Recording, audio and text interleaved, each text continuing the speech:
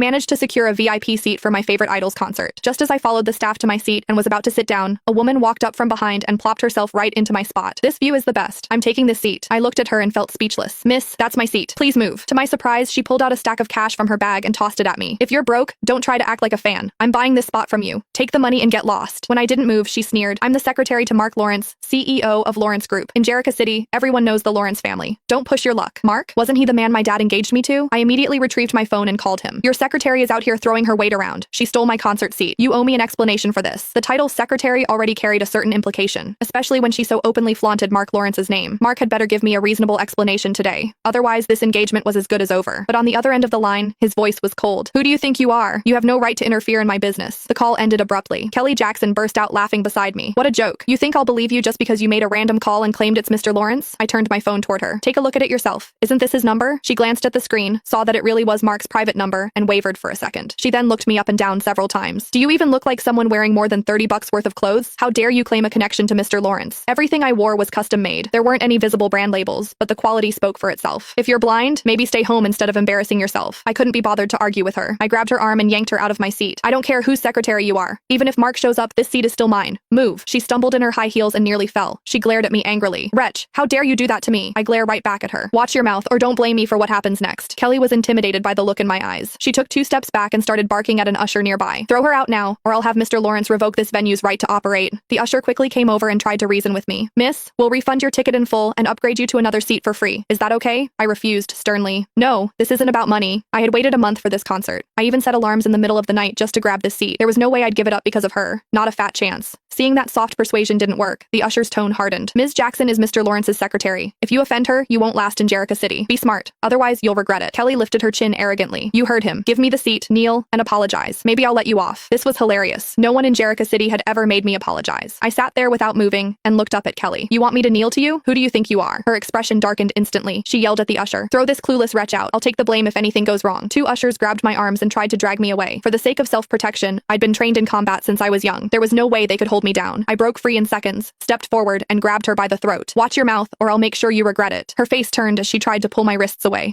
Let go of me. The ushers stared at me in shock. Oh my god, she's got a death wish. How dare she do this to Ms. Jackson? If Mr. Lawrence finds out, she's dead. No one can save her now. I didn't care about what they were saying. The Lawrence family didn't sound intimidating to me at all. I tightened my grip while glaring at Kelly. Who did you call a wretch? Kelly could hardly breathe. In a panic, she said, I'm a wretch. I let go and looked down at her. Wretch, you can get lost now. She collapsed to the ground and gasped for air. Her eyes were full of hatred when she looked at me. I dusted off my hands. What? Do you want more? She subconsciously shrank back and was helped outside by the ushers. I returned to my seat and texted my dad about what happened. Before we finished chatting, Kelly actually came back. This time,